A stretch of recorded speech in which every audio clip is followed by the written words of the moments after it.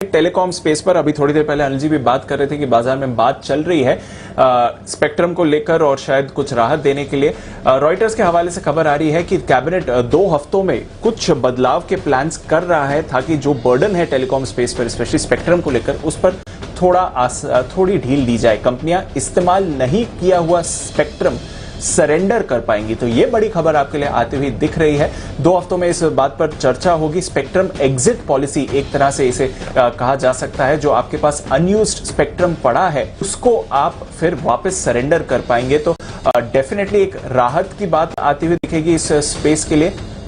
हाँ, एक्स्ट्रा आपको पैसा नहीं देना पड़ेगा, पेमेंट नहीं करना पड़ेगा और आप उसे सरेंडर कर पाएंगे। तो पूरे टेलीकॉम स्पेस के लिए राहत की बात है। बट ऑफ कोर्स जो कंपनीज थोड़ा ज्यादा स्ट्रगल कर रही है, स्पेशली वोडाफोन पर नजर डालिए या फिर एमटीएनएल को देख लीजिए, वहां पर और बड़ा पॉजिटिव है। और इसलिए आप शायद आज देख भी रहे हैं कि वोडाफोन 10% से ज्यादा की तेजी दिखा रहा है इस समय।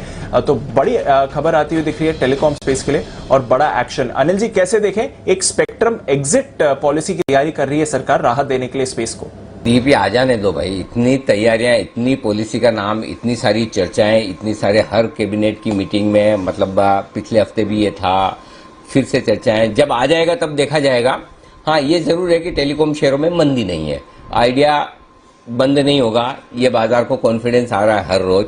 भारतीय मजबूत हो जाएगा, ये कॉन्फिडेंस आ रहा है। और ये कॉन्फिडेंस आने की वजह ये नहीं कि टेलीकॉम पॉलिसी क्या आएगी, ये कॉन्फिडेंस आने की सबसे बड़ी वजह ये है कि टेलीकॉम कंपनियों के लिए जो ये आरपूज और जो ये प्लान्स हैं ये नहीं रहेंगे, ये बेहतर हो जाएंगे, ये बात पक्की है। और इसी के चक्कर में ये स्टॉक मजबूत होते हुए दिख रहे हैं। यानी कि जो सस्ते टेलीकॉम फेयर के जमाने गए, अब महंगे किराए वाले जमाने में आपको आना पड़ेगा। तो ये पूरी तरह से होता हुआ दिख रहा है। तो इसलिए शायद आइडिया और भारतीय जैसे शेयर आपको मजबूत नजर आ रहे हैं। आइडिया में भरपूर तेजी बनती हुई दिख रही है। 9% मजबूत आइडिया। जरा एक बार विश्वेश जी, आप कोई राय देना चाहेंगे आइडिया पर या फिर नोटा है आपका? जी, मेरा ये मानना है कि स्टॉक ने बहुत ही बढ़िया कंसोलिडेशन किया, 8 रुपए से 5 रुपए के रेंज में। अब ये बोलना पाप जैसा हो गया है कि आइडिया को आप खरीदने की रिकमेंडेशन दे, लेकिन अगर मुझे पूछे तो मुझे लगता है स्टॉक 15 रुपए हो जाएगा।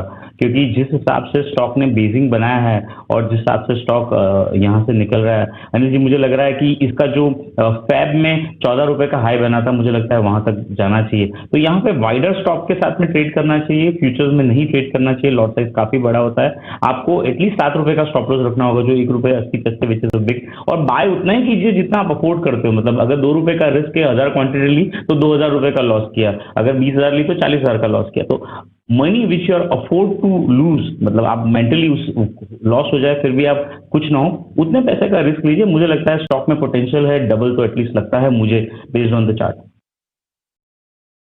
Please subscribe our channel and hit the bell icon for latest and fastest stock related news.